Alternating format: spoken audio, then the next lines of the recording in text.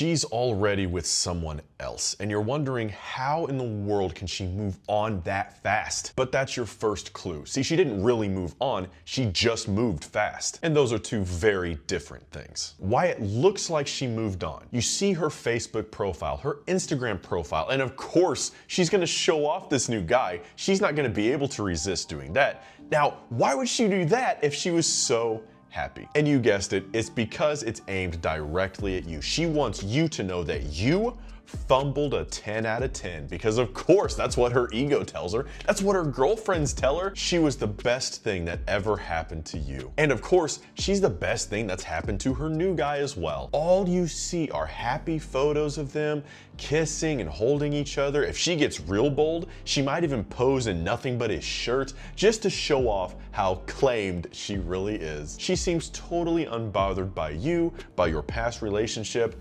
2 weeks ago, totally unfazed by how you feel about everything. And the sad reality is, people don't sit with their feelings anymore. Most people don't heal after a breakup. They just distract themselves with whoever they can grab first. That's why sometimes you see girls with guys that you don't think are even their type. And they pulled this girl who you think is at least a 7 out of 10, and this guy's like a 4. Like, what in the world does she see in him? And it's not necessarily about what that guy offers her. It's because all he really is a rebound. A distraction. And a distraction doesn't have to be beautiful.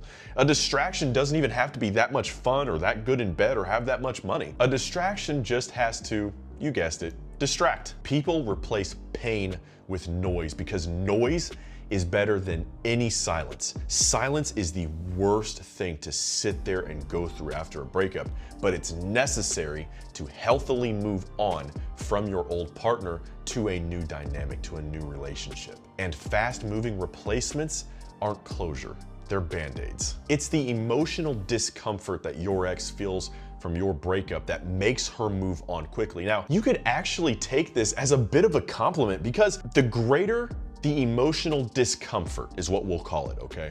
That wells up inside of your ex whenever they break up with you, whether or not they initiated it or not. The faster that they have to move on to avoid that level of pain means that you caused that level of discomfort in them. Means that you meant that much to them to where they had to run off to their ex. Now, that's not definitive, of course, but that is a clue. Rebounds offer dopamine and distraction because that's all they are. They're all surface level connections built largely on fantasy, and I know you don't want to think about that, but it's just built on a physical connection. And it's a very shallow physical one at that. Fast movement is often a trauma response. And I use that word lightly because everybody likes to say, oh, trauma this, trauma that, but it's not genuine growth. So when your ex moves fast, it's not because you didn't matter, it's because she couldn't sit with herself because the pain of losing you was too much to handle. Here's why it hurts you so much. Because you are actually sitting through it. You are the one going through it. You are the one letting it wash over you. You're the one watching videos like this, trying to find some way to healthily cope. She's the one distracting herself. She's pretending to be fine while you do the real emotional work. You're grieving, she's numbing herself, and she can only numb herself for so long. That's part of the reason that rebounds never last. It's not just because they're built on nothing more than, at best, fantasy projection or a fantasy bond. It's because she thinks that she buried you and you guys are done and you'll never talk again. That's honestly how she thinks and feels at first. But see, women think, love, feel, and act only in the moment. And when that moment passes, guess what feelings come back up? Yeah, you. You know why? Because you were real. Them, not so much. They're a distraction. You were the real thing. The new guy, even if he's healthy, he'll start to feel her emotional chaos and he won't really know how to handle that. See, you're used to it. You know exactly what to expect from this woman. That poor has no clue what he's about to get himself into. So what do? You pray for them. Not your ex, the guy that they're currently with. That guy actually needs your thoughts and prayers, okay? And look, I think this goes without saying, but don't let yourself fall trap to hating her new ex, her new situationship, whatever it is. Because odds are that guy has no clue. He's just a normal dude going about life. He thinks he found someone great and he's gonna find out just like you did what she's actually like. There's another term for this called emotional momentum, and that momentum from her new distraction allows her to kind of get a jump start on getting over this entire thing. She thinks that because she's further down the path than you are, that she's actually moved on, and that you're the sad sap at home, of course, playing video games, getting fatter, getting lazier, blah, blah, blah. She kind of wants to think that. That's what her ego wants anyway. She wants to look back and see that you are just totally broken without her,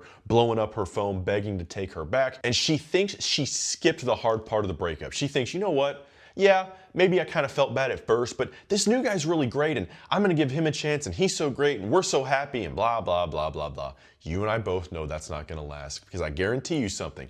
After the honeymoon phase is typically 2 months at most. Once that honeymoon phase dies, that bond will have to be built on something real. And if he can emotionally stabilize her, and there's just a low chance of that happening, then that rebound fails. Why? Because that's all it was built on, was fantasy. It was just a physical connection. There's no real depth to it. So when it's tested, when it comes down to it, when they have a boring night, she's gonna realize this guy kind of sucks. He's boring. And you were the real thing. When she looks back at you because she's further down the path, she thinks that she's the one moving on, but you're the one that's actually going through it. You're the one that's feeling the emotion. You're the one that's feeling the fallout from this entire thing. And I know it feels like you're behind, but you're not.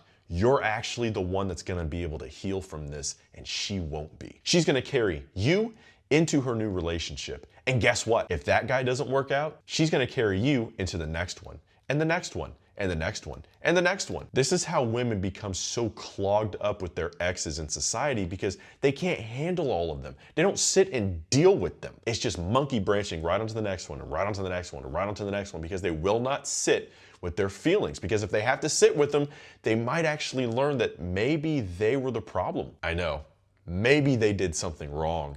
Maybe they're not as perfect as their ego tells them. And she's not gonna sit with that. No way. She's just gonna grab another guy and repeat the process and blame them when it's over too. Now here's the deal. I'm picking on women just a little bit here, and maybe a little bit too much. Because the honest and simple truth is, most women do have clarity enough to where they do have that moment after the rebound to think, yeah, I messed up. And that moment of clarity is what makes her reach back out to you. Not saying you have to take her back. I'm just telling you that usually the average woman, after she gets out of a rebound, she's gonna start thinking about you. And honestly, she's probably thinking about you while she's still in the rebound, because like I said, those off days that she has with him, those days that aren't as exciting, that's when you start to creep back up in her mind, and when she starts to check your profile, starts to wonder about you. Maybe she even reaches out at this point. Let her move. Let her go as fast as she wants to, because you move for real. You don't backtrack. She's gonna have to, because that's the only way she's going to be able to deal with her emotional baggage if she doesn't want to carry you and your relationship into her new one. And honestly, what everybody knows and understands is that it takes time to get over somebody. You can't just get really mad at somebody and be done with them. Even if they legitimately deserve it, like they cheated on you or some other extreme, you can't just get over that person, in 24 hours. It still takes time. Yes, you need to detach, but it takes time. And if you don't give it time, what ends up happening is you go right to somebody else to numb that pain for you, and you're gonna end up mistreating that person as well. And this goes for any gender. I just usually speak to guys because, well, I'm a guy, I guess. The point is, it's just a rebound. They're gonna circle back to you because that's what exes do. That's what happens with rebounds. The faster that they move on is a direct indicator. It's a ping. It's a clue as to how much you meant to them, because how much you meant to them is directly tied to the amount of emotional discomfort that they feel at the end of that relationship. And the amount of emotional discomfort is indicative of how fast they feel the need to move on. So the faster that they move on, the more that they really liked you, the more that they really wish that you guys would have worked out. Little bro, little sis, you've got this. And I've got you. I'll see you in the next one.